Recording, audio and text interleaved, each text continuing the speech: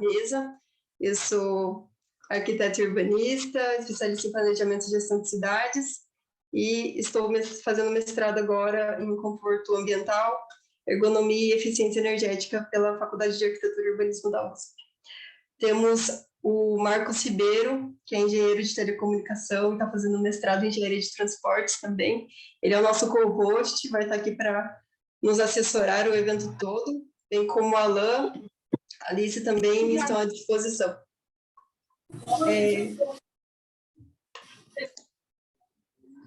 Bom, o tema do nosso evento de hoje é dados de exclusão no planejamento inteligente de cidades, tema super relevante, atual, talvez ele esteja ainda sendo abordado de forma pouco efetiva, a gente vai passar pela discussão para ver como que isso vai acontecendo.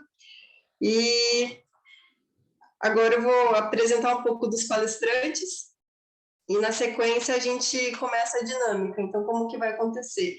Vou trazer agora, apresentar os palestrantes e, na sequência, eles vão trazer uma breve introdução do tema, conforme queiram, e a gente abre para as discussões que vão acontecendo, e fica o convite a todos os participantes também de enviarem contribuições no chat. A gente vai fazer o melhor para contemplar algumas contribuições e expor na mesa. Então, bom, obrigado primeiro a todas as nossas convidadas, né, a Juliana, Leonardo, Gilberto. É uma alegria muito grande que vocês aceitaram o convite de participar. Só um minutinho. Só um momentinho. Eu vou começar aqui introduzindo pelo Gilberto Vieira. Ele é cofundador e coordenador do DataLab, uma organização de mídia e pesquisa localizada no conjunto de favelas da Maré. Gil é gestor e produtor de ações e organizações coletivas desde 2018. É mestre em Cultura e Territorialidades pela UF, doutorando em Gestão Urbana pela PUC do Paraná, e pesquisa a centralidade das periferias urbanas na era da colonialidade dos dados. Bem-vindo, Gil.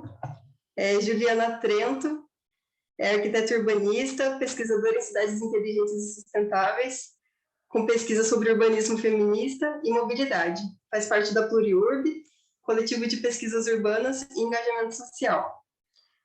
Bem-vinda, Ju. Obrigada pela participação. Leonardo Veiga, economista formado pela Universidade Federal do Rio de Janeiro e mestre em Planejamento Urbano e Regional pelo IPUR, da UFRJ. Na universidade, ele teve oportunidade de pesquisar temas relacionados à economia regional, desenvolvimento econômico e mobilidade urbana. Durante sua carreira, atuou como pesquisador em uma consultoria na área de desenvolvimento econômico e como analista de informação na ONU Habitat. Recentemente, trabalhou na assessoria fiscal da Assembleia Legislativa do Estado do Rio de Janeiro, produzindo análise de dados e pesquisa sobre o cenário socioeconômico do Estado do Rio de Janeiro. Atualmente, é coordenador de monitoramento e avaliação do TDP Brasil, onde sua principal função é gerir a plataforma Mobilidados. E Tainá de Paula, vereadora eleita no Rio de Janeiro, arquiteta urbanista, ativista das lutas urbanas, atuou em diversos projetos de urbanização e habitação popular, realizando assistência técnica para movimentos como a União de Moradia Popular e o Movimento dos Trabalhadores Sem Teto, gestora pública, especialista em patrimônio cultural e mestre em urbanismo. Sejam todos muito bem-vindos. Faço o convite a Gil, se quiser iniciar essa abordagem aí do tema, relacionando com a sua atuação. Fique à vontade, a palavra é sua. Oi, gente, boa noite. A gente ouviu a Ju? A gente ouviu falar da Ju? Eu acho que você trocou a Tainara pela Ju, não? Eu acho que falei sim. Estava perdendo aqui, mas que massa. Tá bom. Que massa estar aqui, boa noite para todo mundo. Eu sou o Gil e, enfim, como a Gabi apresentou e mais ou menos, eu hoje dirijo uma organização que chama DataLab, que fica no conjunto de favelas da Maré. A gente nasceu ali em 2016, mais ou menos, junto com o Observatório de Favelas, e em 2017, 2018 a gente deixou de fazer parte ali da organização e passou a ser um organismo autônomo, assim, né? E desde então a gente vem crescendo, hoje é uma organização que tem mais ou menos umas 20 pessoas trabalhando, e o centro, assim, do trabalho é um pouco tentar entender quais são as disputas que envolvem a produção, a distribuição de dados no Brasil. A gente tem feito isso a partir da favela, a partir das pessoas que vivem na favela, a partir das questões que atravessam essas pessoas, que são as questões principalmente de raça, de gênero, de sexualidade, de territorialidade, né? Então, a gente vem discutindo esses temas de forma muito transversal, a partir de um conceito e uma prática que a gente considera muito importantes, que é a geração cidadã de dados. Então, isso quer dizer como a gente pode produzir informações para contar histórias mais potentes sobre nós mesmos e, a partir disso, disputar políticas de forma efetiva a partir da nossa própria experiência como cidadãos. E aí não só como cidadãos passivos num sistema democrático, mas mais ativo, principalmente agora, no contemporâneo, onde os dados são muito centrais para a nossa autonomia, né? E, assim, eu acho que isso já é unanimidade, mas ainda é preciso um caminho para que a gente se acostume com isso, né? Para que a gente se acostume com o fato de que os dados, de fato, são centrais na nossa vida, de fato, determinam como a gente caminha na cidade, como a gente acessa os nossos direitos na cidade. Essa é só uma introduçãozinha rápida, né? Depois a gente faz aquela retomada. Era só para contar um pouquinho aí onde eu estou no jogo do bicho, e acho que depois a gente segue conversando. Maravilha, Gil, super obrigada. Passo a palavra aí para a Juliana. E só fazendo um lembrete aqui para os nossos convidados, quando soar o sininho durante as discussões, ó, que está chegando o final da palavrinha de vocês. É só isso. Bora, Ju. Obrigada, Gabi. Boa noite a todos, a todas e todes. Bem, eu sou Juliana, eu sou de São Paulo, estou aqui, né? Então, eu acho que eu tenho mais essa experiência, essa visão daqui, né? Bom, além da apresentação que a Gabi fez, eu também sou do ativismo, né?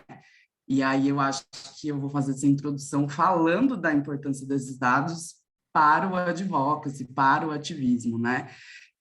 Então, hoje a gente sabe, aqui em São Paulo, pelo menos, a gente tem bastante dificuldade nesses dados de planejamento para mobilidade, porque, por exemplo, a gente tem a pesquisa Origem e Destino do metrô, que é feita a cada 10 anos, com uma calibração aí a cada 5, e que realmente tem essa ausência, né, de gênero, de sexualidade, de raça. Raça vai entrar na próxima edição, que foi né, as pessoas reclamaram bastante, né, pesquisadores sobretudo, e aí o metrô está revendo essa metodologia para incluir isso. Mas é isso, né, quando a gente vai brigar com o poder público, a gente precisa ter argumentos válidos, né? E aí o que traz esses argumentos, né? Dados. Então, hoje até eu estava lendo um artigo que falava sobre o não uso da malha cicloviária em São Paulo, né? E aí, tá, mas fonte, né? Vozes da cabeça, porque os dados mostram que aumentaram nos últimos tempos, sobretudo na pandemia, e sobretudo por entregadores de aplicativo, né? Então, os dados a gente consegue não só entender a mobilidade, mas entender desenvolvimentos econômicos de algumas localidades, né? Bom, acho que é isso. Queria falar da Pluri também, eu faço parte de um coletivo, de urbanistas, e a gente pesquisa bastante isso, às vezes a gente vai bater na porta para tomar não, né, mas às vezes a gente vai bater na porta de empresas privadas para tentar dados, e é bem difícil, né, dado está valendo ouro hoje em dia. Por exemplo, a Netflix, né, que não divulga quantos assinantes eles têm nos países, né, então é bem complexo, assim, a gente ter acesso a essas questões todas. Obrigada, Gabi. Eu que agradeço, Gil. Passo a palavra para o Léo agora. Beleza, gente. Vocês estão me ouvindo? Ok. Então, boa noite a todos e todas. Mais uma vez, agradecer o convite para participar dessa mesa que eu já tenho, nessa era digital, já tenho dúvida se a mesa continua sendo redonda, né? Parece uma mesa quadrada, que pelo menos na minha tela, e o que eu acho ótimo, porque isso ajuda a encurtar distâncias e aumentar as conectividades. E, bom, quem eu sou? Leonardo Veiga, sou coordenador de monitoramento e avaliação do ITDP Brasil, sou formado em economia com mestrado em planejamento urbano, já trabalho na área de dados há mais de 10 anos. Mais recentemente, eu tive a oportunidade de voltar para o meu tema de dissertação, que era mobilidade urbana, e já venho trabalhando há um pouco mais de um ano no ITDP Brasil, né? Bom, e o ITDP Brasil, né, é uma sigla, né? É o Instituto de Política de Transporte e Desenvolvimento. É uma ONG internacional presente em diversos países, com sede em Nova York, e aqui no Brasil está presente pelo menos desde 2003, e trabalha muito articulações com parceiros, principalmente na iniciativa da sociedade civil, parceiros do setor público, muito com o intuito de levar a temática da mobilidade urbana sustentável. Bom, e o que isso tem a ver com o que a gente pretende falar hoje, sobre dados, né? Então, uma das formas que a gente trabalha para fazer essa discussão em relação a dados, a gente promove a nossa plataforma chamada Mobilidades. Então, voltando, já que a gente está nessa era digital, fica aí a provocação para vocês, se vocês quiserem em algum momento entrar lá, mobilidades.org.br, é a nossa plataforma de dados, e se vocês forem ver a descrição, não lembro exatamente como é que está de cabeça, mas nosso intuito é sistematizar informações confiáveis na área de mobilidade urbana para o monitoramento de política pública. E, para fazer isso, a gente precisa ter dados, o que é um problema, enfim, crônico no Brasil. E aí, só para ilustrar, né? A gente está em 2022, em pleno 2022, a gente ainda não tem o censo, que não só ele serve para pesquisas acadêmicas, ele serve para tudo. Falou de Netflix, a Netflix usa censo. Todos e todas utilizam o censo do IBGE e outras estatísticas para produzir, enfim, análises. Então, vou também contar rapidamente aqui, também não vou me debruçar muito. Sabendo das dificuldades de produzir dados, a gente tem uma iniciativa hoje em dia que está dentro de um projeto chamado Projeto Acesso Cidade da Frente Nacional de Prefeitos. A gente está colaborando com mapeamento em dados abertos para a gestão do transporte público, mais relacionado a dados de bilhetagem, GTFS e GPS. E a gente é curioso como a gente percebe que a gente não está preparado, os municípios não estão preparados para lidar com essa nova realidade, ou seja, a gente vai avançando no ponto de vista de soluções tecnológicas, essas soluções tecnológicas produzem uma quantidade imensa de dados, já existem iniciativas que são boas práticas que mostram as potencialidades do uso desses dados, mas os municípios, às vezes, nem conhecem essas iniciativas, ou quando conhecem, tem dificuldade de entender como faz o próprio monitoramento da política pública. Então, enfim, acho que a gente ainda está muito, mas muito distante da onde a gente gostaria de estar. Então, assim, e fazendo, só para finalizar, fazendo uma provocação muito bebendo da fala tanto da Juliana quanto do Gilberto, principalmente da Juliana, que é assim, gente, quando uma pessoa come 2 frangos e outra pessoa não come nenhum frango, na média, cada um comeu um frango. Então, também não dá para a gente ter dado e a gente não tentar entender as especificidades. Se a gente olhar tudo na média, a gente vai esbarrar num nível de análise que não consegue dar profundidade, principalmente para os grupos que são considerados vulneráveis dos pontos de vista tanto econômico, social, racial, etário e etc. Então, assim, parabenizar mais uma vez a iniciativa e dizer que esse tema é muito importante. Espero que a gente tenha uma noite maravilhosa aqui de discussão. Muito bem, acho que falas muito ricas, muito importantes para a nossa discussão. Eu fui anotando algumas questões aqui. E, bom, para começar, anotei duas questões em específico aqui, uma mais com a fala do Leonardo, dessa questão do acesso de dados por parte dos municípios, né, que não estão preparados ainda para essa nova realidade. E também pela questão aí que Gil e Juliana trouxeram aí um tanto também sobre gênero, raça, sexualidade. Talvez podemos continuar nessa dinâmica e nessa roda. Então, trago aqui uma primeira pergunta, seria mais no sentido de como os dados permitem a reprodução de ismos, por exemplo, racismo, sexismo, que já existem na sociedade hoje. Se alguém quiser começar, a palavra de vocês.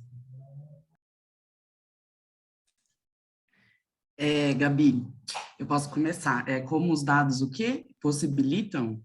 Permitem a reprodução de ismos. Se quiser, eu posso colocar aqui no chat. Ah, não, então, a hora que a gente estava falando, eu lembrei de uma história, assim, né? E aí, colocando a gente, eu entendo que todos que estamos aqui, né, somos da academia ou trabalhamos na área e a gente busca esse conhecimento, né? Mas eu tive uma experiência, agora, assim, que foi uma coisa que me deixou um pouco, assim, aflita. Hoje eu trabalho com desenvolvimento territorial, então a primeira coisa que a gente faz é fazer um diagnóstico socioeconômico do lugar. E aí a gente fez um diagnóstico e a gente fez, nessa leitura do diagnóstico, alguns pontos que mais me chamaram a atenção era uma taxa muito alta de analfabetismo, e tudo isso, assim, né, com dados secundários, muito IBGE, ainda que o censo esteja super atrasado, mas basicamente isso, e atingindo mulheres,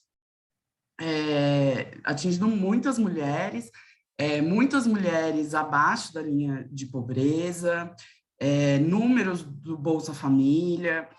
E aí, quando a gente foi fazer uma apresentação para a prefeitura, as pessoas da prefeitura, secretários e tudo mais, e até vereadores, eles não sabiam, eles ficaram chocados.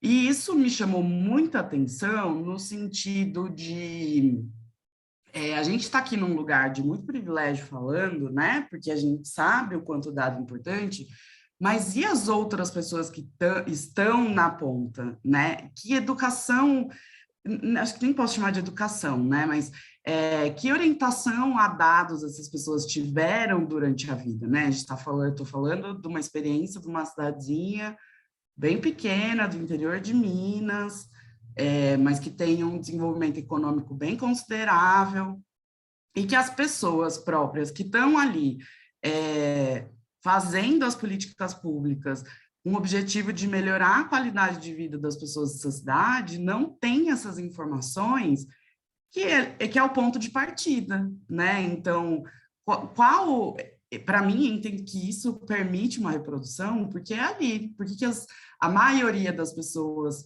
analfabetas são mulheres, porque a maioria das pessoas cadastradas no Bolsa Família naquele lugar são mulheres, né? Tudo bem, tem um outro ponto disso, né? Mas eu acho que ter essa orientação a dados, né? Como que a gente faz isso também? Porque uma coisa é eu estar dentro da academia, as outras pessoas estarem dentro da academia, a gente precisar de dados ou até para o advocacy, mas e quem está lá, né? Fazendo efetivamente as políticas públicas?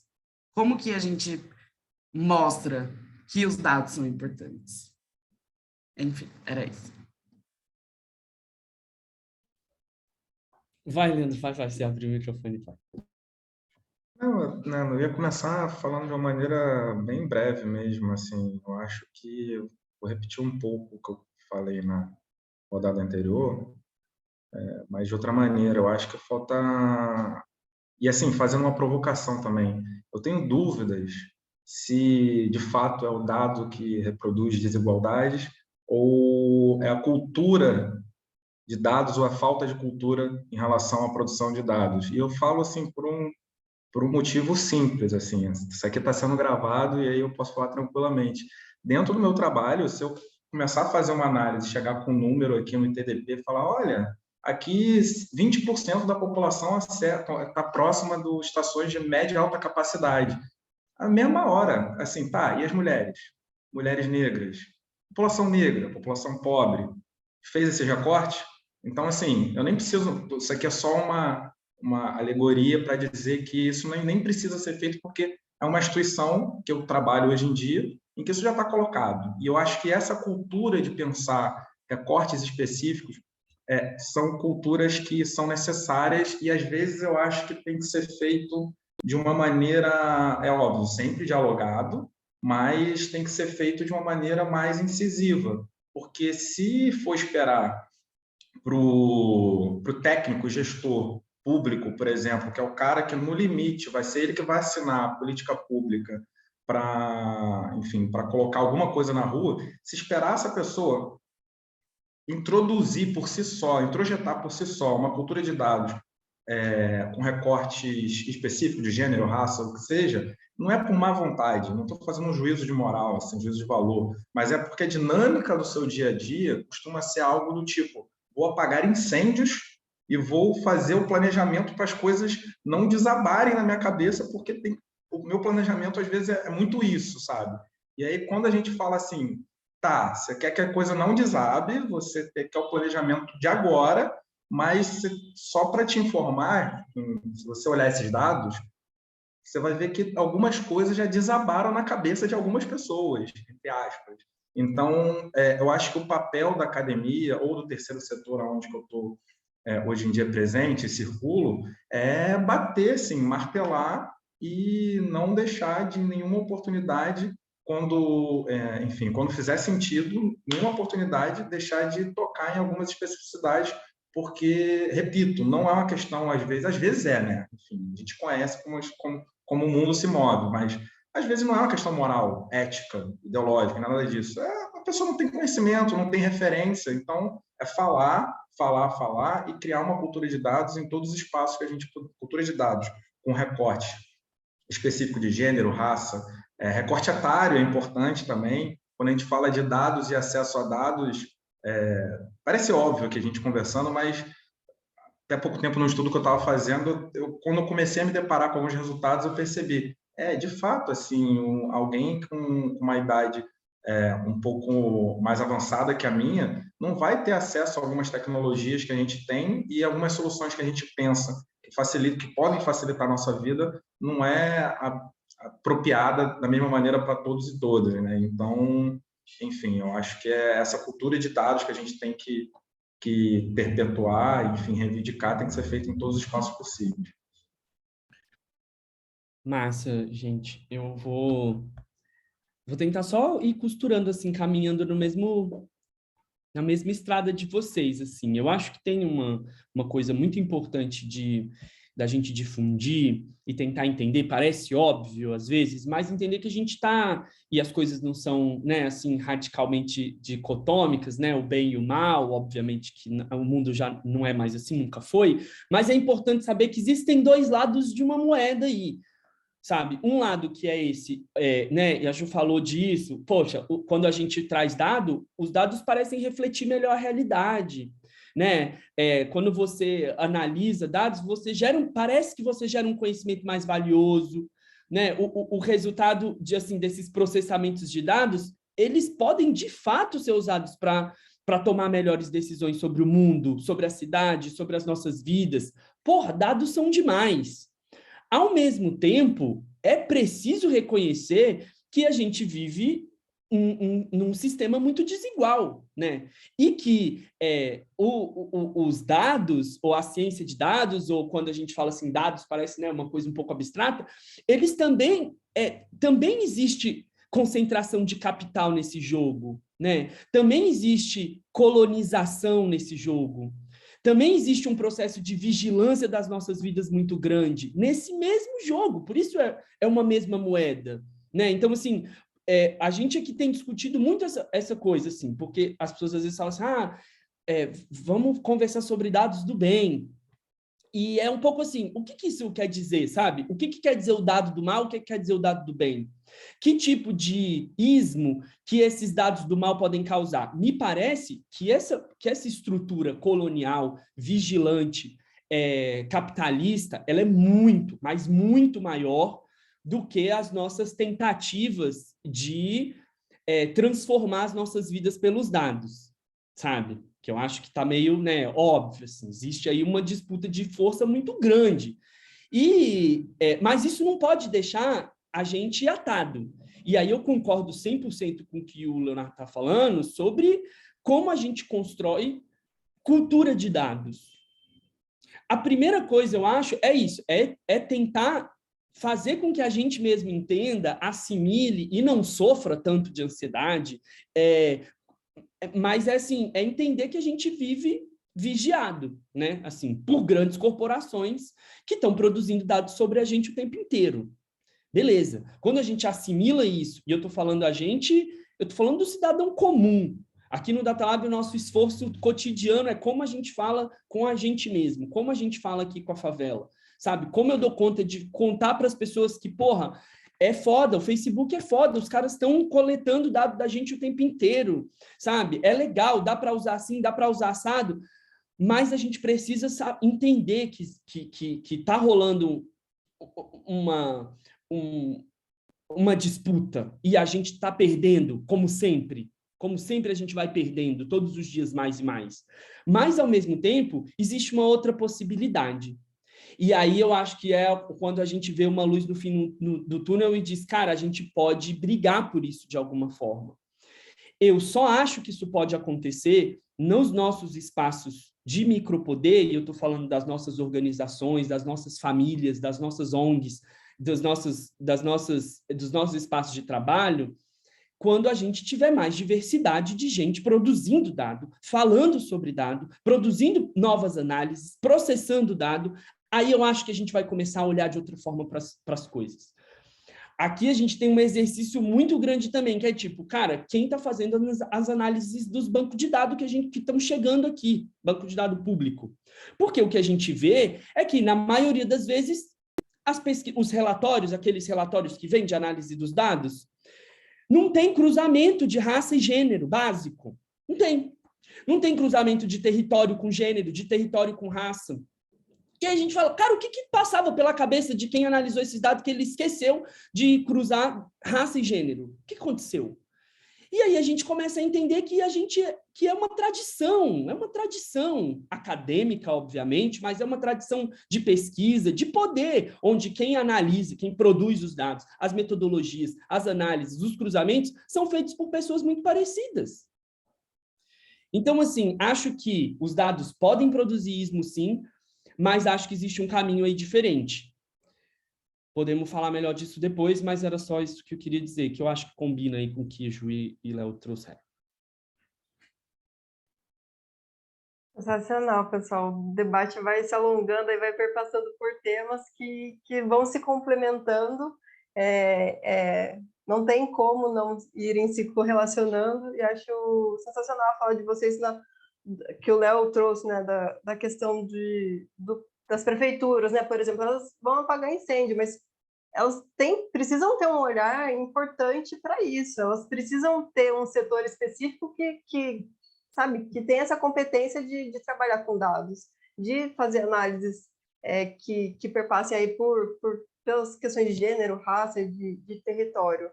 Então, a fala do Gil e da Ju também assim, se complementam muito dessa questão de trazer a diversidade, da gente produzir dados e de ter essa diversidade mesmo que a gente estava falando, de na academia, na própria academia, mas acho que levar essa diversidade não só para a academia, mas inserir ela de alguma forma nos outros setores. Porque a gente, mesmo assim, falando do meu ponto de vista pessoal mesmo, eu vejo na minha bolha, poucas pessoas pesquisam dados. A gente se atém a outras questões, a alguns conceitos, mas não amplia tanto para dados. Então, é um ponto importante que a gente precisa evoluir um pouco, ampliar o olhar, sabe?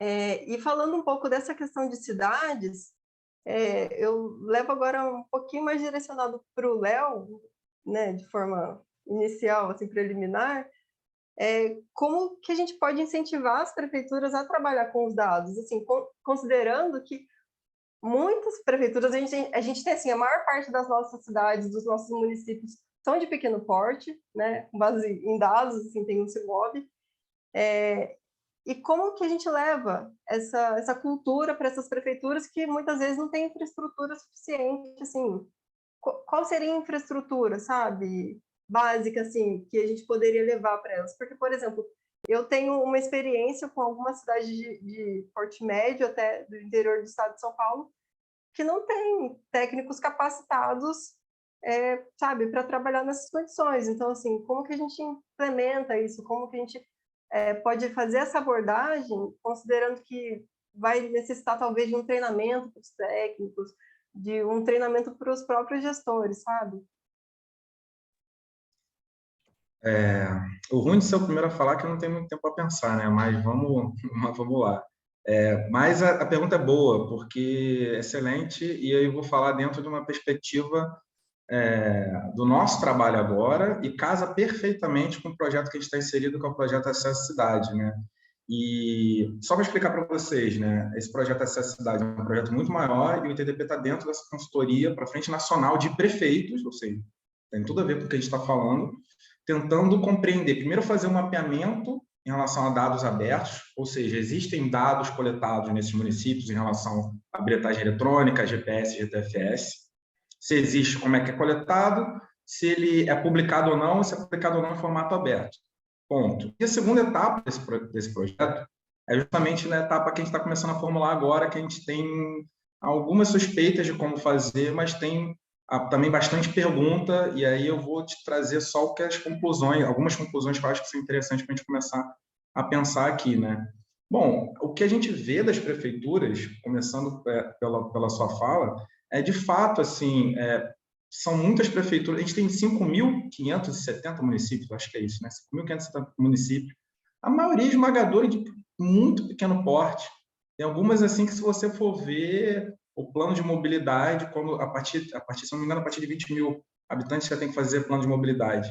E aí você vai ver, sei lá, um conjunto de municípios da mesma região tem um plano de mobilidade que, enfim, muda uma vírgula ou outra, alguma coisinha ou outra, porque é a mesma consultoria que faz para os mesmos lugares, e às vezes está defasado porque o município não tem recurso. Então, assim, vou começar a listar alguns desafios. Primeiro, muito município pequeno, com pouco recurso técnico, pouco recurso humano, enfim, pouca referência também. Uma coisa que a gente está começando a entender é que tem um município que, enfim, tem vontade de, gestores e técnicos têm vontade de tocar sua estratégia de dados, mas não tem muita referência de onde começar, sabe? Não é algo do tipo, olha, sou um município pequeno, não tem como, sei lá, não tem um computador, não tem alguém que seja especialista em GIS, não é isso. Antes disso tá, mas qual dado que existe mesmo? Que informação? Peraí, para além de linha de paradas, de ônibus, enfim,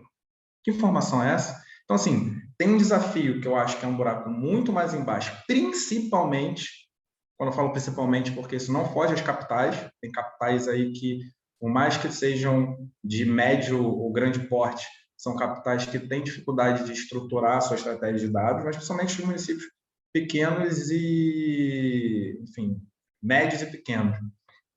Desafios, recursos humanos, recursos técnicos, tem vários desafios colocados, mas agora, soluções. Eu vou falar por um olhar enviesado, não tem todas as soluções, mas eu acho que não tem como não passar por rodadas de diálogos e capacitações com algumas outras entidades que já estão tocando essas atividades. E aí, por exemplo, essa iniciativa da FNP vai, acho que no mês de agosto, se não me engano, a gente vai ter uma rodada de capacitações para mais de 50 municípios de várias características diferentes, mas eu acho que também, em algum momento, isso aí é menos, não sei, a gente nem chegou a essa conclusão ainda, eu acho, mas eu acho que em algum momento o próprio governo federal, talvez, eu não sei até que ponto eles, enfim, têm perna para isso, têm condições para isso, mas o próprio governo federal deveria entrar de alguma forma ajudando a sistematizar e a incentivar as capacitações e estruturação de estratégias de dados em municípios pequenos, porque, assim, repito, quando eu falei mais cedo em relação à questão moral e ética, porque numa das etapas desse projeto que está em andamento, a gente via, assim, tinha município que claramente tinha sérias dificuldades e ficava, tá, Léo, mas beleza, essa pergunta é legal, mas é sobre o quê? Ah, a gente quer fazer. Aí, como é que eu... Como? A gente tentava entrevistar e voltava as perguntas, tá, mas como é que faz? Nós queremos fazer, queremos, e principalmente uma galera jovem. Se você vê, tem uma galera entrando jovem nos municípios, com uma cabeça, assim, super para frente, fresca em relação ao que está de mais moderno nos debates em relação às questões urbanas, mais antenado às questões sociais, a questões de algumas sensibilidades que têm que ser colocadas em relação a alguns dados, mas eu acho que não tem como não passar por algo mais centralizado.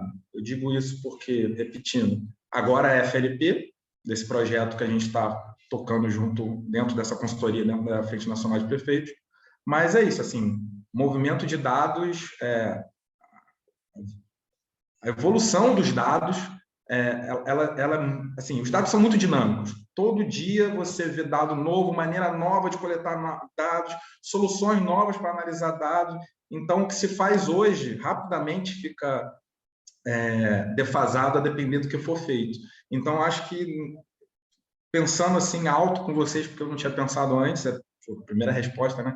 Mas eu acho que algo desse tipo, de ter alguma coisa mais centralizada, com uma capacidade maior de recursos humanos e técnicos para assessorar os municípios, principalmente os municípios menores, eu acho que é importante. Sem isso, por conta própria, aí esbarra em algumas questões, do tipo, pô, Léo, aqui no meu município a gente, enfim, te até coleta alguns dados por conta própria, faz uma análise, mas é o dado que chega de ontem, aí eu tenho que corrigir o dado de ontem, tenho que corrigir o sistema de acordo com os dados de ontem, e aí quando termina o dia, a gente acaba de planejar, é o dia seguinte, que chega o dado do dia anterior, está sempre olhando para trás.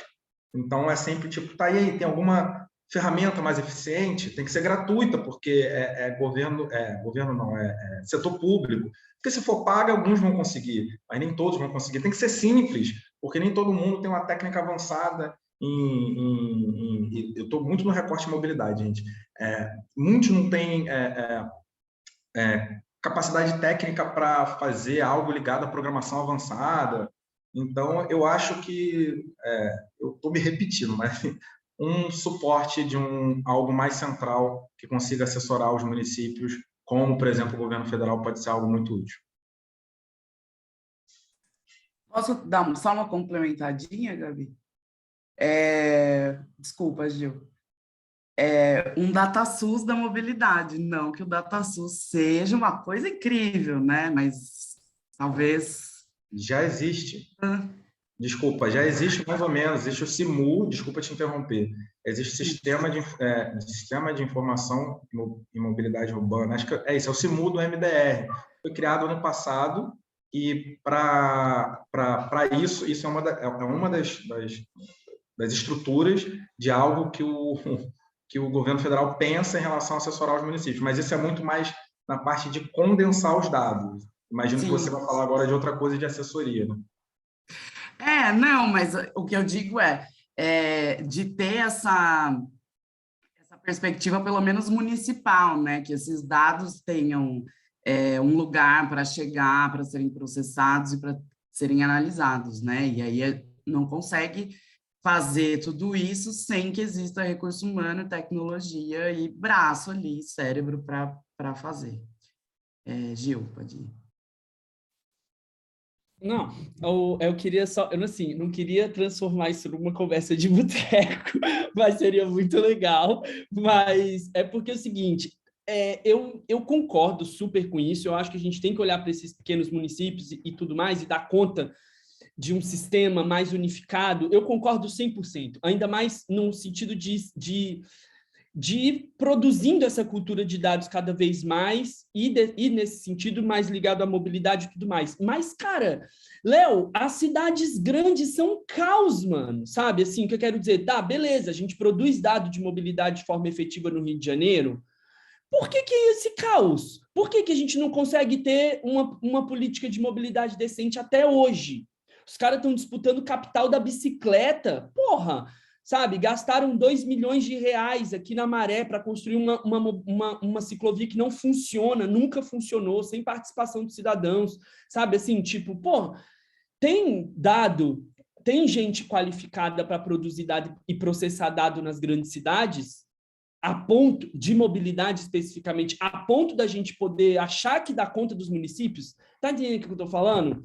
Tipo, sei lá, mano, sabe? Assim, eu não sei nem como a gente está dando conta dos dados para propor soluções para as nossas cidades grandes.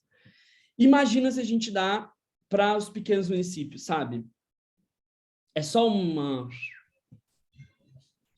Posso continuar o fio? Vou só. Eu acho esse debate muito bom e, enfim, como você falou, pode levar para uma mesa de bar, de noite adentro, madrugada adentro. Mas a sua reflexão, ela consegue apontar para um lado que é fundamental, que é assim, não adianta ter dado, não adianta ter cultura de dados, que você não vai solucionar as coisas. Isso não é condição suficiente. A minha provocação é que eu acho que é a condição necessária para algumas coisas. Sem essa cultura de dados e sem essa capacidade de produzir dados ou analisar dados, você não consegue chegar a lugar nenhum, em alguns casos. Se você tem, não é necessariamente não é que necessariamente você vai chegar. Mas quando a gente olha casos de boas práticas de gestão do transporte público, só chegou porque passou por algumas etapas. Então, quando eu penso assim, tá, o município, ele é um município, sei lá, de pequeno e médio porte, ele não tem, sei lá, nenhuma estrutura de dados. O que ele pode fazer? Ele pode simplesmente começar a fazer, sei lá, uma pequena estruturação e, a partir dali, pensar em algumas soluções que já existem em outros lugares. Então, assim, mais uma vez, não é condição suficiente, mas eu acho que se a gente não fizer, eu acho que a gente fica atrás. Esse é só um exemplo, por exemplo, o Rio de Janeiro, enfim, falando de um ponto específico. Eu moro aqui no Rio de Janeiro, é difícil andar aqui, a mobilidade aqui não é tranquila e não é fácil. Mas, por exemplo, hoje eu consigo ir no site da prefeitura e ver as multas automáticas que eles estão implementando de acordo com o sistema de monitoramento do GPS. Ô, Léo, então a Prefeitura do Rio de Janeiro solucionou tudo, você está falando que a Prefeitura do Rio de Janeiro é exemplo? Eu falei, não, mas agora, é melhor do que botar 20 guardas, não lembro a quantidade, era 20 ou 30, para ficar monitorando o sistema todo, andando pelo esse caos que é essa cidade do Rio de Janeiro. Então, de fato, assim, o que eu ouço de você e que eu guardo é isso, tipo, olha, Léo, se preocupa que, cuidado, que isso não vai levar realmente à solução.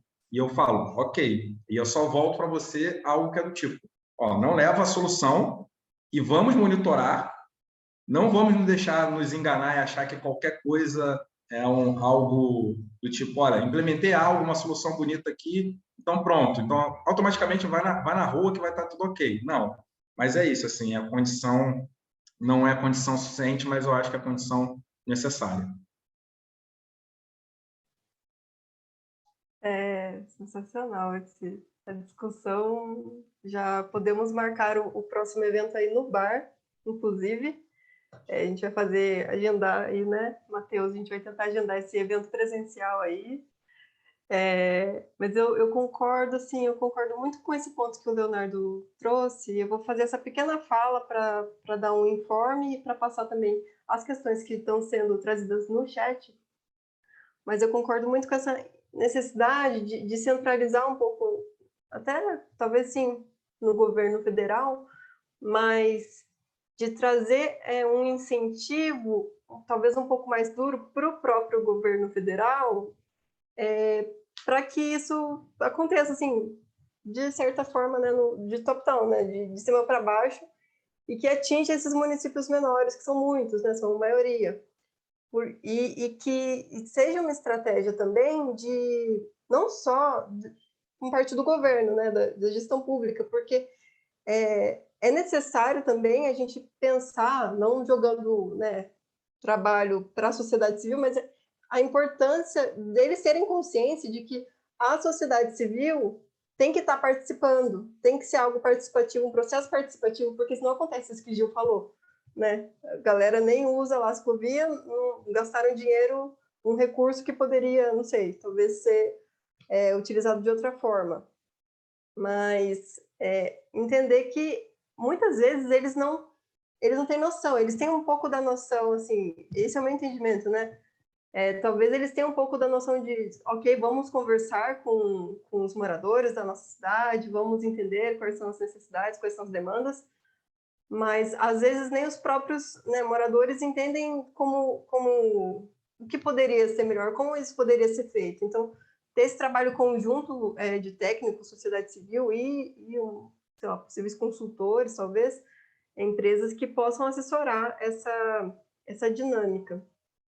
Tem um comentário aqui do Júnior, aqui, vou ler rapidamente, essa discussão dos dados, ao meu ver, está ligada à materialização da PNMU através do SUM, Sistema Único de Mobilidade Urbana, que insere, entre outras coisas, a reestruturação dos sistemas de transporte público, aprimoramento e melhoria da estrutura da gestão pública das prefeituras para cuidar da mobilidade urbana, repasse de recursos, etc.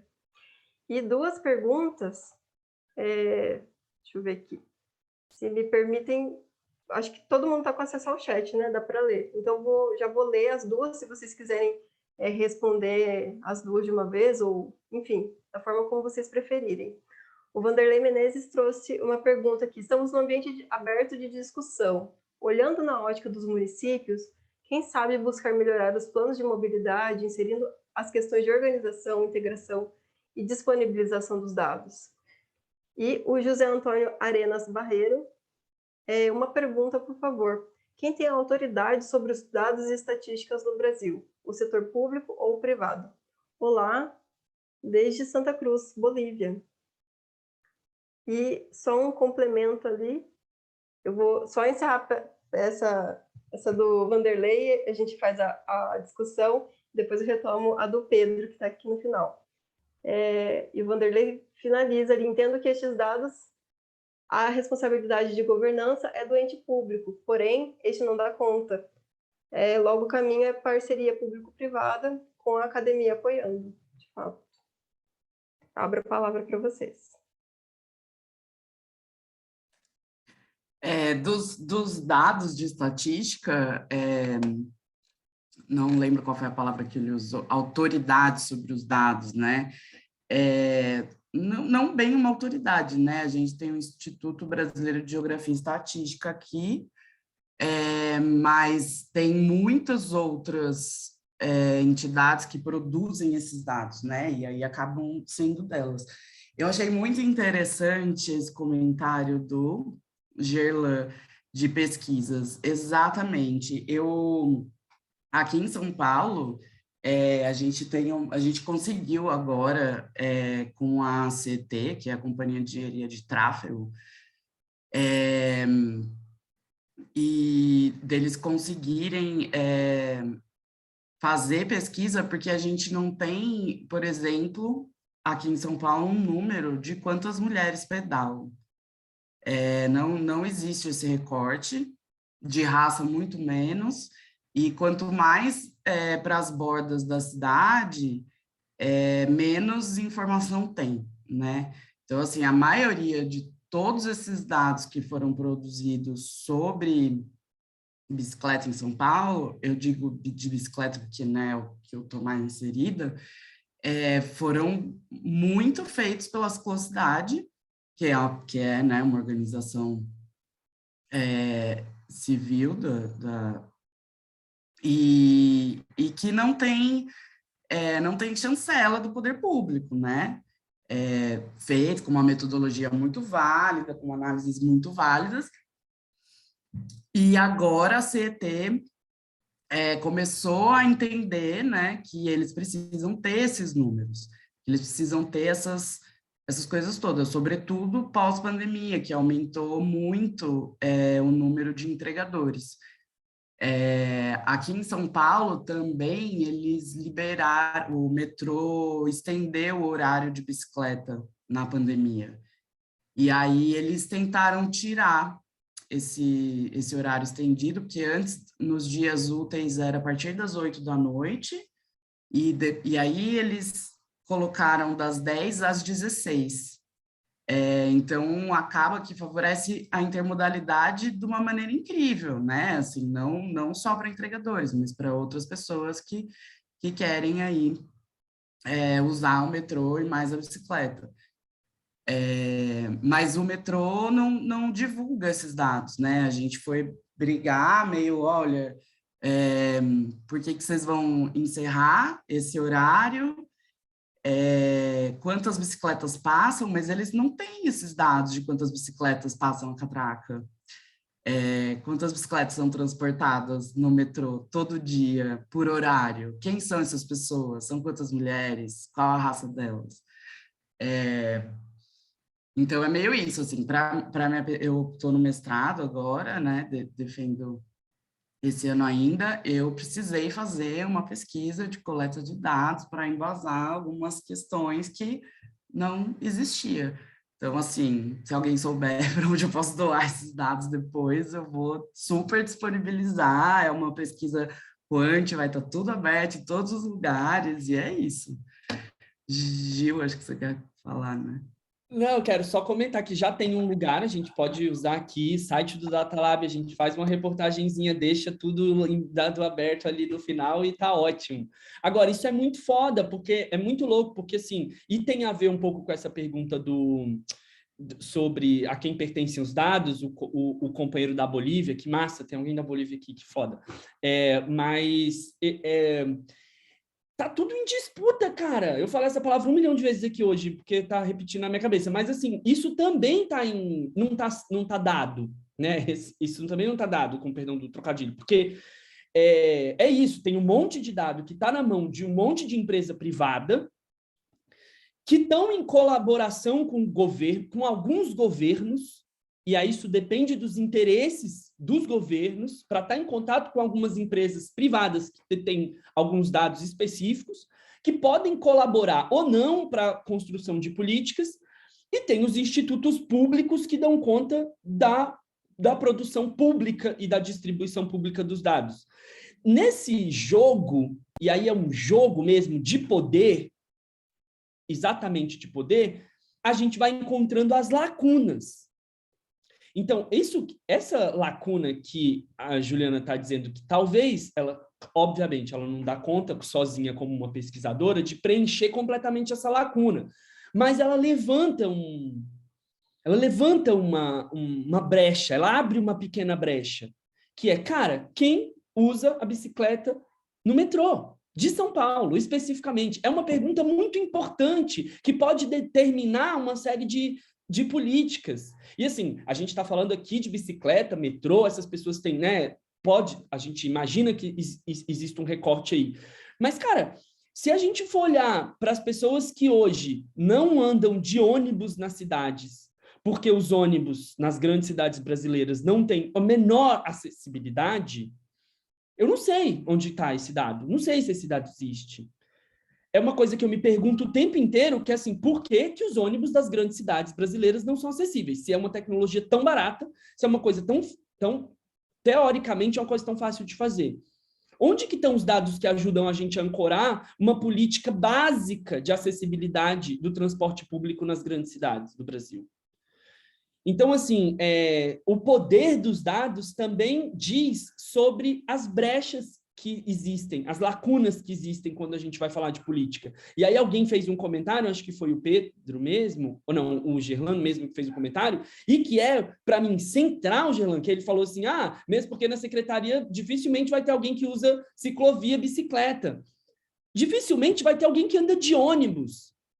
Dificilmente vai ter alguém que come num restaurante popular. Dificilmente vai ter alguém pensando política. E aí eu queria muito que a Tainá estivesse aqui, porque eu sei que ela estaria assim, dando assim, né, um show como sempre ela faz, porque é isso. As pessoas que estão nos espaços de poder, nos espaços de gestão, quase sempre não estão dando conta, não estão dando minimamente conta dos seus próprios corpos na cidade. Então é de fato uma luta que a gente ainda tá, e a gente ainda pensa política e produção de dados a partir desse lugar. A gente está aqui na base, no chão, e a gente vai lá gritar com os políticos e disputar os dados e as políticas com as empresas e com os institutos e com os governos. Até quando, cara? O que eu acho é isso, o que tem acontecido cada vez mais, e acredito nisso, né, para enxergar o copo cheio, e mais uma vez queria exaltar aqui o convite à Tainá, e queria muito que ela estivesse aqui, que é de quanto mais gente diversa, mais gente diferente a gente tiver nos espaços de gestão, mais a gente vai conseguir aumentar essas brechas que a Juliana, por exemplo, estava abrindo ali quando ela fala dessa pesquisa que ela está fazendo. Enfim. Então, eu tinha um comentário, só estou voltando aqui nas perguntas. Tá, sobre primeiro colocar, enfim, a discussão de dados nos planos de mobilidade. Eu não sou o maior especialista nisso, então vai ser um grande pitaco, mas eu acredito que tem espaço para isso. Inclusive, tem os planos de mobilidade que entram questões relacionadas à pesquisa de origem e destino, se eu não me engano.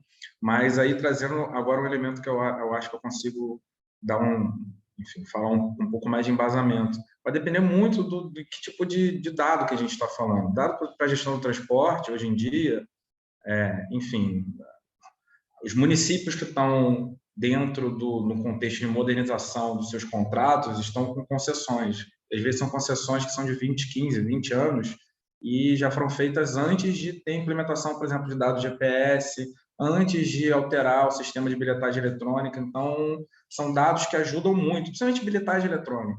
Ajudam muito você a entender o perfil do usuário, consegue fazer alguns recortes, não sei quais, enfim, se são exatamente todos os recortes que a gente gostaria, mas já ajuda a fazer alguns recortes.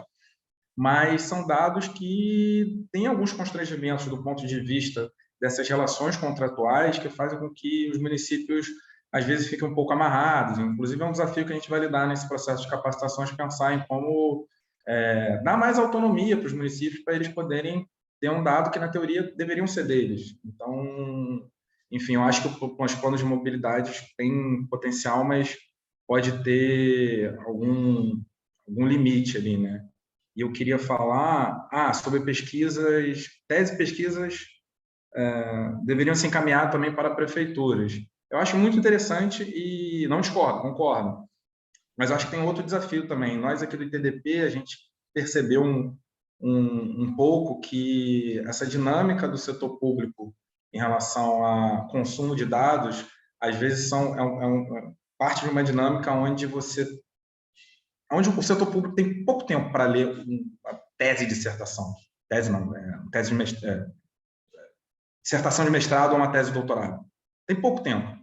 Então, só trazendo um pouquinho da nossa experiência, que a gente tenta fazer, óbvio, pesquisas, vão sair relatórios, mas acho que também é muito importante pensar novas formas de você engajar a sociedade para que ela também, de maneira indireta, possa trazer esse debate de forma viva, sempre ao entorno do setor público. Então, também peças de comunicação um pouco mais, enfim, um pouco mais narrativas, um pouco mais mastigadas, baseadas em evidências sempre, mas nem sempre esse formato que a gente está acostumado de TCC, dissertação ou tese, é o formato que chega de uma maneira fácil de ser entendida pelo gestor público. E eu não estou falando que é para a academia parar de produzir, não. É só tentando linkar com outro debate. Eu, quando estava dentro do mestrado, dentro das discussões, espaço de discussões, é sempre assim, e ainda mais que eu fiz no planejamento urbano na FRJ, um centro que era muito assim, muito progressista em relação a pensar a sociedade, pensar para fora da nossa bolha. E era sempre assim, como é que a gente sai da bolha da universidade, como é que a gente atinge a sociedade, como é que a gente atinge... E aí, enfim, na época eu tinha mais perguntas do que respostas, hoje também acho que tem mais perguntas do que respostas, mas eu consigo entender que, de acordo com a minha experiência, às vezes aquele formato tradicional de coleta e produção de informações e de ciência, né, enfim, dentro da academia, elas barram em uns limites. Então, acho que tem formas da gente ter que traduzir, às vezes, para formatos mais amigáveis para o setor público. Imagino que não só para o setor público, aí até fazendo uma provocação para o Gilberto, imagino que ele mesmo falou, tipo, não, aqui a gente tem que tentar falar a nossa própria linguagem de uma maneira que nós mesmos vamos entender. Então, às vezes, imagina, Gilberto, chegar aí e falar assim, gente, olha só, tem uma tese muito maneira aqui, 400 páginas e pau, enfim, vai ter gente que vai querer ler, tem gente que não vai querer ler, não vai ter tempo. Então, muito traduzir em narrativas que sejam palatáveis para a nossa dinâmica, que é pesada. Às vezes a gente trabalha até 7 horas da noite, 8, estuda o dia inteiro, estuda final de semana. Então, é isso. Essa tradução eu acho que é importante e não deveria perder de vista. Não, nada contra a ciência, pelo contrário, a base de tudo é ali, está lá. Mas algumas traduções são necessárias. Eu estou super de acordo, Léo, e é isso aí, assim, eu acho que, assim, eu não sei quem é a galera que está aqui ouvindo a gente, tem muita gente aqui que está na universidade e tudo mais, mas a gente tem, eu tenho um grupo de pesquisa e assim, para além da produção acadêmica e tal, não sei o quê, e aí alguns falam assim, caraca, a gente já é estudante precarizado no Brasil, não sei o quê, e ainda querem que a gente faça mais coisas. Sim, acho que é um compromisso da universidade, ainda sendo essa universidade ainda tão branca, tão elitista no Brasil, é um compromisso da universidade que a gente consiga traduzir bem as nossas teses, as nossas dissertações, que elas virem reportagens, que elas virem lambe-lambe, que elas virem qualquer coisa que as pessoas possam acessar a ciência de outra forma. Não é à toa que a gente está vivendo um caos de desinformação, de desconfiança da ciência, inclusive de um monte de dado, porque a gente talvez tenha se acostumado de que quem produz ciência produz para quem entende, para quem dá conta daquele formato, e a maioria das pessoas não precisa ter acesso àquilo.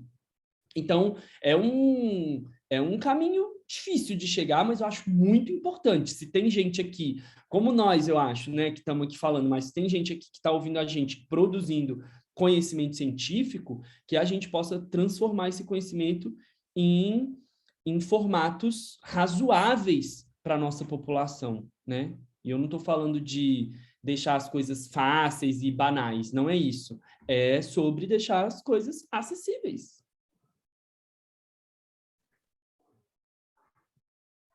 Sensacional. Eu tô gravando duas palavras que uma que eu tô pensando e uma que eu tô falando. Eu tô falando muito sensacional e tô pensando muito. Vocês estão colocando o dedo nas feridas e a ferida para mim só vai aumentando, assim, sabe?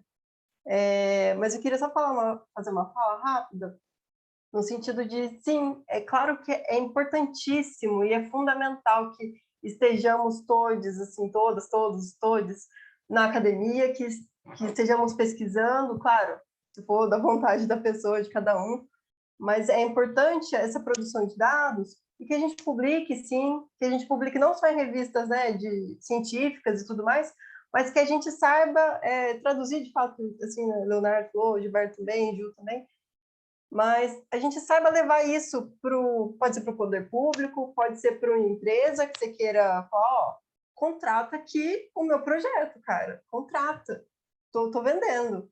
Porque o que a gente produz, eu falo isso como pesquisadora hoje, é de uma riqueza que, assim, são dados, assim, a galera não tem, muitos municípios não têm, muitas empresas não têm e querem esses dados e têm acesso gratuito. Então, assim, a gente saber ser propositivo, né? Por exemplo, no TCC, na graduação, a gente faz uma pesquisa de 1 ano, 6 meses, depende, e apresenta em 15 minutos. No mestrado, a nossa apresentação é só 20, 30 minutos. Que seja, considerar uns 15 minutos aí para fazer essa apresentação, essa proposta para a prefeitura, Aí vai daquela, né? Assim, a gestão ter espaço, ter abertura para receber você, receber essa sua apresentação ou não. E aí, assim, pelo menos é uma tentativa, pelo menos você foi lá aberto a tentar fazer essa aproximação. E acho que a partir do momento que a prefeitura, os gestores, empresa, que seja, entendem que essa aproximação é rica para todo mundo, sabe? Que vai ajudar a construir cidades, uma mobilidade melhor, eu acho que isso passa a ter outro... As pessoas passam a ter outra consciência de que a gente pode, sabe? Trabalhar em conjunto, que a gente consegue chegar mais longe junto. Tem aqui, vou passar rapidamente aqui, várias coisas no chat. Tenho uma pergunta que eu quero trazer, mas vou passar aqui no chat rapidamente também. Então, Pedro Henrique Silva, como a sociedade como todo pode estimular e pressionar a abertura de dados, tanto por empresas privadas como pelo governo. No caso do governo, qual a importância da lei de acesso à informação nesse processo? Guerlain fala, né, já falou essa questão que vocês comentaram aí, que a galera nem usa bike e planeja ciclovias. Fala um pouco da pesquisa dele, também, que contemplará levantamento de gênero, raça, sexualidade, grau de instrução, renda, para o levantamento de potenciais usuários de integração multimodal de bicicleta e ônibus. Sensacional. Júnior Silva fala um pouco aqui da discussão da acessibilidade, que, né, na visão dele, não se resume ao ônibus, metrô, BRT, VRT. Preciso que as ruas e avenidas tenham acessibilidade, prédios, calçadas, passeios adequados, iluminação, arborização, enfim. Que o tema de calçadas está esquecido pelo poder público em geral, isso eu concordo de fato. O Vanderlei fala um pouco mais aqui sobre pensar a questão da arquitetura tecnológica para organizar um repositório de dados que possam ser tratados para ajudar a resolver problemas da mobilidade urbana, explorar as ferramentas de mineração de dados. Giovana, não temos lista de presença, não se preocupe. José Antônio pergunta se vocês têm confiança nos dados publicados por governos ou universidades. E Daniel Marques Couto faz um comentário aqui que acha que o modelo de gestão de dados públicos no Japão é interessante, que o governo federal contrata uma empresa privada para tratamento de gestão de dados e mobilidade, e que essa empresa organiza, trata e gera informações estruturadas, garante acesso dos dados, informações e relatórios ao poder público e é remunerada pela comercialização de informações tratadas ao setor privado. O poder público fica bem instrumentado e informado, as empresas privadas têm amplo acesso aos dados que são utilizados em vários negócios e atividades, e a concessionária dos dados é remunerada pelas próprias empresas privadas e indústria com a aquisição dos dados. Que esse modelo teve início em 58, e que um ponto de atenção é a monopolização dos dados ou privatização dos dados. E o que eu gostaria de trazer como pergunta, digo, um pouco se tratando da rede Mob 4.0, como os dados podem ser utilizados para melhorar a mobilidade urbana em regiões periféricas. E considerando também assim, quem ganha e quem perde, né? Quando algumas pessoas são esquecidas ou apagadas quando o assunto é coleta de dados. É um apanhado aí para a gente ir caminhando para a nossa discussão, para a nossa rodada de discussão final. E o informe que eu falei que ia fazer há pouco e acabei não fazendo, mas faço agora. A assessoria da Tainá informou mesmo que ela não ia conseguir chegar a tempo. Teve um imprevisto e não seria possível, mas está aberta aí para uma participação em outro momento. Então, desculpa, falei isso um monte, passo a palavra para quem quiser começar. Posso? Pode ir, Léo. Tá, então vou começar. Então, Gabriela, para essa quantidade de perguntas eu tenho o quê? 30 minutos para responder, né? Pode ser?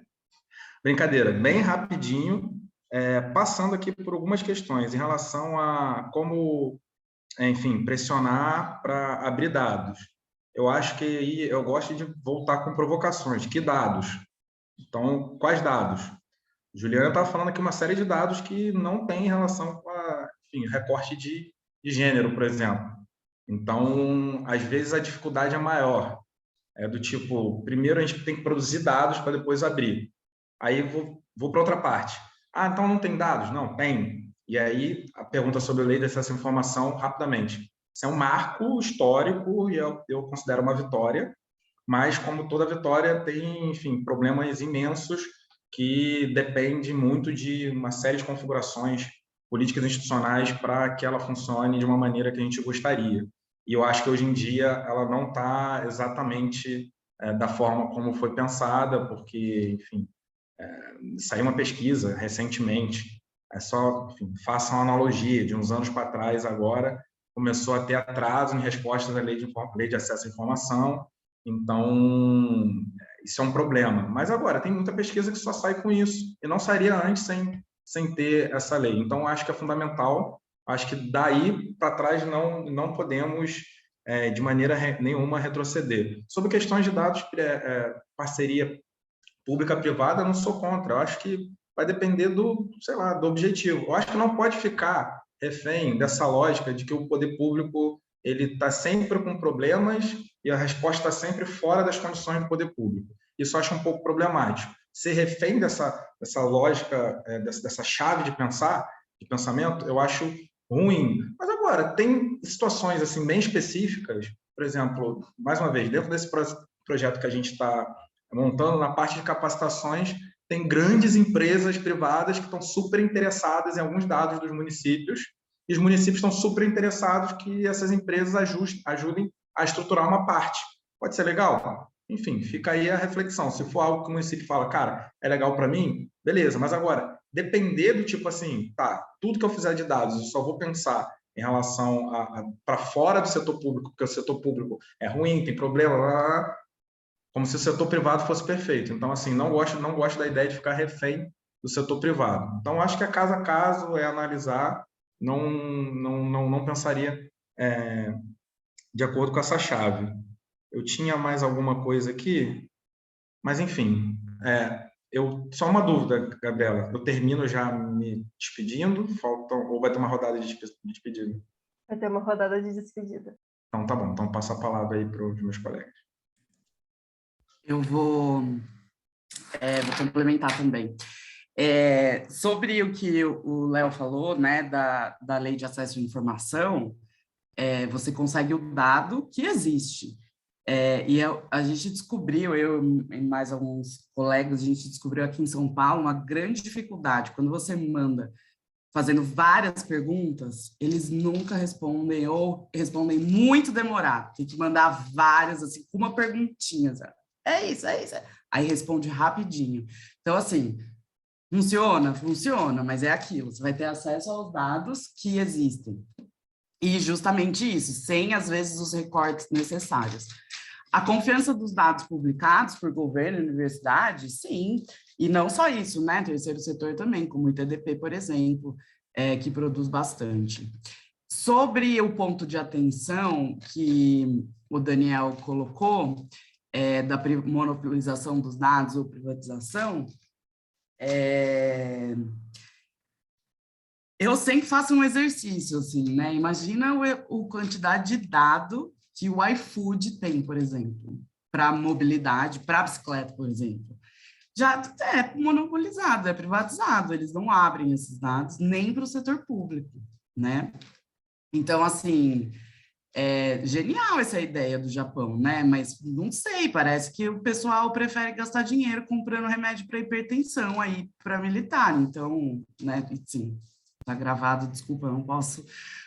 Mas é isso, né? Se organizar direitinho, a gente consegue ter esses dados. E, além disso, ter essa cultura de dados, né? De cruzar gênero, raça, renda, etário.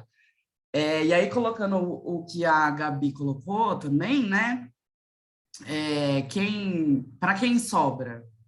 Sobra para as pessoas que estão na borda da cidade, sobretudo mulheres, pessoas pretas, crianças e idosos. que a gente não sabe o que acontece, né? Por exemplo, dando mais um exemplo da OD, né? A OD considera ali uma mobilidade produtiva, não considera a mobilidade do cuidado. A mulher que sai da estação de metrô e passa na escola e pega o filho e passa no mercadinho para comprar a janta do filho, a gente não tem essa informação. Então, ela paga o pato, né? A mulher e todas essas pessoas com esses indicadores. Vai, Gil. Tá, vou rapidão também, porque são perguntas muito profundas. A gente precisa marcar o bar, não vai ter jeito, e trazer a Ju aqui, entendeu? Pro boteco, na Lapa. A gente começou esse debate falando sobre cultura de dados, né? O Léo falou disso. Eu acho que acessar os dados públicos é um direito cidadão fundamental. Acessar os dados públicos que a nossa cidade produz e que a gente mesmo produz sobre nós mesmos, né? Que a gente gera quando a gente está caminhando, quando a gente está usando a cidade, precisa ser um direito fundamental. Então, eu gosto muito também da Lei de Acesso à Informação, acho que ela tem muitos problemas, assim como ela falou, não vou repetir. Tem os jeitinhos, como a Ju falou, a gente faz muito pedido de lei via Lei de Acesso aqui no DataLab, tem muitos jeitos de ter acesso aos dados, mas existem muitas lacunas. E também tem a ver com o poder. Eu conheço um amigo que recebeu o dado que ele pediu pelas mãos de um oficial militar na porta da casa dele. Então, a gente está falando sobre poder. Mais uma vez, vou repetir isso. Então, assim, isso existe, né? Isso existe. Sobre confiar nos dados, isso também vem com a cultura de dados. É muito importante que quando a gente olhe para uma pesquisa, a gente também olhe para as metodologias que foram implementadas na produção daquele dado. Eu confio nos dados que chegam até mim, porque a gente precisa confiar nos dados que chegam, mas é também muito importante que a gente consiga acessar as metodologias que foram produzidas que foram aplicadas para a produção de um certo dado. E isso é muito importante, porque a gente vive num momento onde nos jogos políticos, os dados foram inseridos, né? A informação sobre a verdade foi inserida no jogo político. Então, a gente está vivendo um momento histórico onde a gente pode, às vezes, desconfiar de fato de um dado, se ele estiver sendo usado por gente como...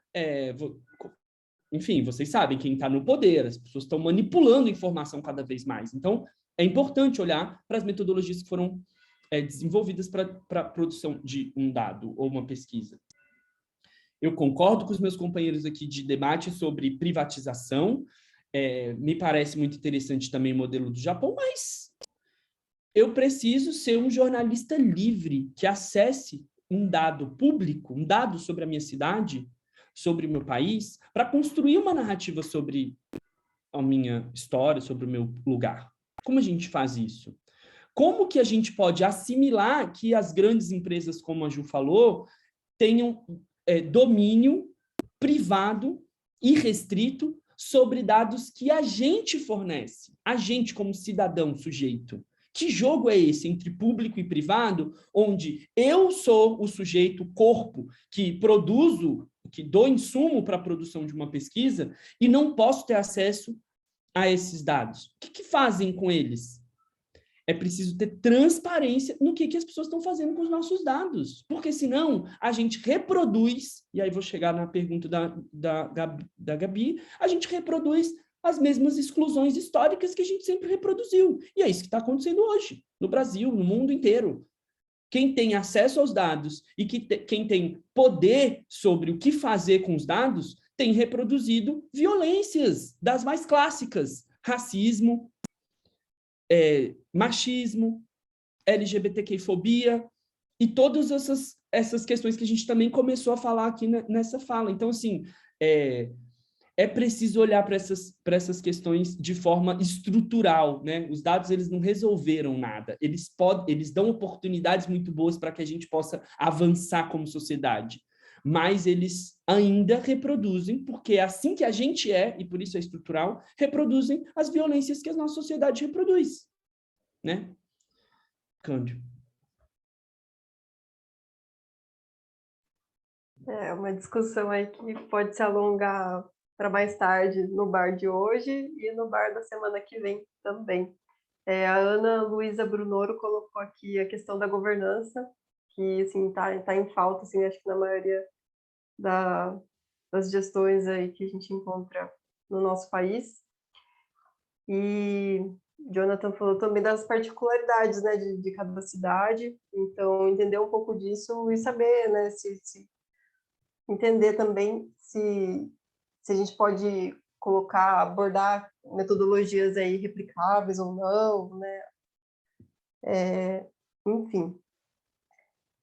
Bom, a gente está caminhando aqui para o encerramento. Alan compartilhou aqui o formulário para os nossos participantes, então tem forma para os nossos participantes. Acredito, alguém me corrija se eu estiver errada, por favor. Acredito que os certificados eles são gerados automaticamente no seu você acessa o seu cadastro aí no Simpla e você já vai ter acesso ao certificado. Acredito que ao final dessa mesa redonda ou até amanhã, pelo menos, acredito que já não. Em algum momento vai estar lá, galera.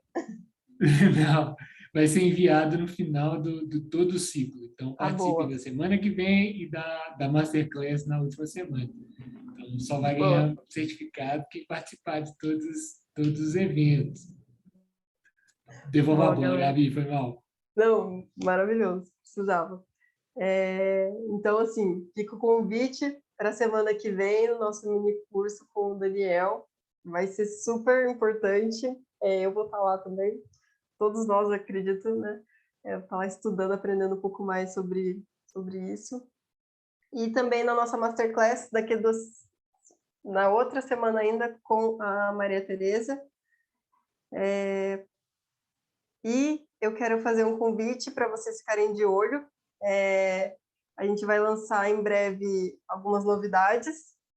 Uma é o Hackatona, tá vindo por aí, então se preparem, quem quiser participar aí de uma forma mais ativa. Tá vindo aí esse Hackatona super produzido aí pela Alice e por toda a equipe do Mob 4.0.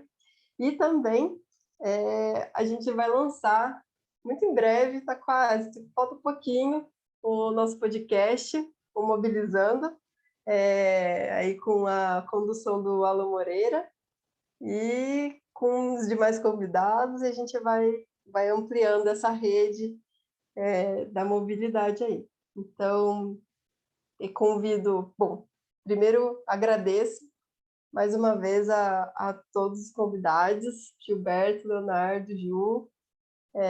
Foi sensacional essa discussão, acho que enriqueceu muito para todo mundo que está participando, inclusive para mim. Sempre bom tá discutindo, né? Tá com gente que amplia um pouco a visão, que traz um pouco dos seus contextos, das suas particularidades. A gente sempre evolui.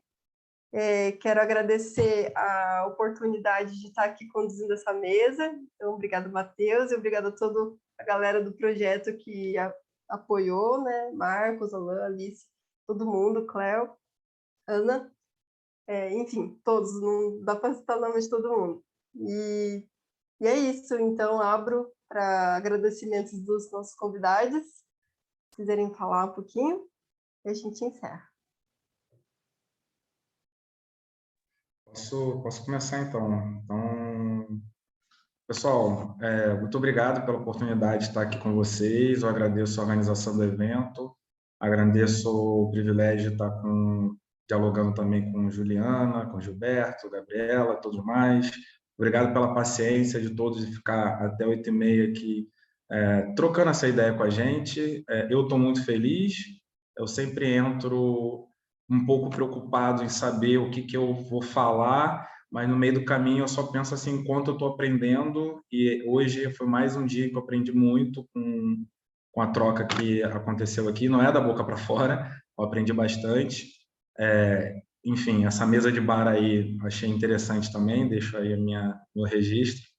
Mas dizer também, aproveitar, fazer um jabá, mais uma vez, entre lá em mobilidados.org.br.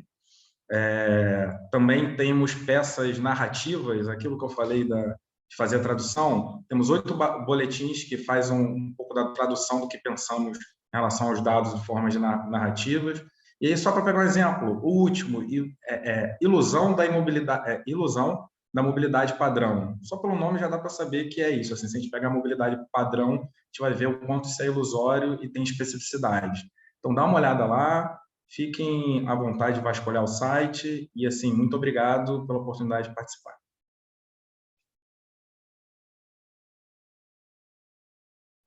Gente, quero agradecer, dizer que eu aguardo convites para bar no RJ.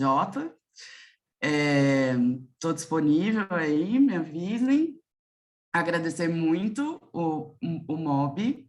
Matheus, obrigada. Gabi, vocês são incríveis. E é isso, gente. Muitíssimo obrigada. Boteco MOB 4.0, é isso. Queremos. Obrigada muito pelo convite, foi uma oportunidade incrível de conhecer Gil, Léo e de aprender sempre, sempre mais e trocar ideias. Muitíssimo obrigada. Que massa! Cara, eu achei, assim, por algum momento eu achei que eu já conhecia Juliano, Leonardo, assim, não sei por causa de quê. E aí por isso que, assim, já comecei chamando Ju, Gabi, Léo, Lê, Fá, entendeu? Eu achei maravilhoso, eu achei ótimo que a gente tenha podido conversar, assim, de forma livre, né? Eu acho que a gente precisa celebrar os territórios livres, onde a gente possa, enfim, conversar sobre as nossas ideias, sobre as nossas percepções de mundo de forma aberta, assim, com muitas perguntas muito legais. Eu tenho certeza que se a gente tivesse no auditório, a gente manteria essa energia e seria ainda melhor, porque a gente poderia estar escutando vozes e olhando no olho, né? Espero que isso possa acontecer logo. E quero agradecer também pelo convite, pela criação do espaço. Achei muito legal que veio muita gente. Isso é muito legal. A gente precisa discutir disso. Eu li um comentário ali que era sobre pensar a mobilidade de forma mais integrada, né? Assim, mobilidade não é só mesmo a nossa movida na cidade, né? Tem a ver com a nossa qualidade de vida, tem a ver como as cidades foram pensadas, como a gente ainda planeja, determina como as coisas têm que acontecer na cidade. Então, debates sobre mobilidade que avancem nesse limite que a gente quase sempre chega nos debates muito assim restritos da mobilidade, eu acho que eles são muito saudáveis, são muito urgentes, são muito importantes. Um beijo aí, obrigado, boa noite para todo mundo. É isso, pessoal. Boa. Obrigada aí pela presença de todos que ficaram até agora. Tira uma foto, não vai tirar uma foto, não? Tira uma foto. Boa, hein, Vanderlei? Boa. Ó, vou dar um print aqui, mas se puder dar um print também é uma boa. Liguem suas webcams. Pessoal, abrir a câmera aí, a gente dá uns 2 minutinhos para todo mundo abrir a câmera aí. Tem que esperar, dar uma arrumadinha no cabelo, né? Isso. Boa, Quem gente. Faz abrir Sigam o Datalab, @Datalab. Façam seus jabás no chat. Isso aí, pessoal. Vou tirar o print screen, vai ter que ser em várias etapas aqui. Então, continuem sorrindo aí, viu? Até o final. Feito. Muito obrigado, Gabi. Valeu, pessoal. A gente se vê aí semana que vem com o nosso mini curso. Até breve e até a próxima. Boa Semana Santa para todos. Boa. Bom feriado. Bom feriado. Descansem, estudem, façam o que quiser. E Páscoa também.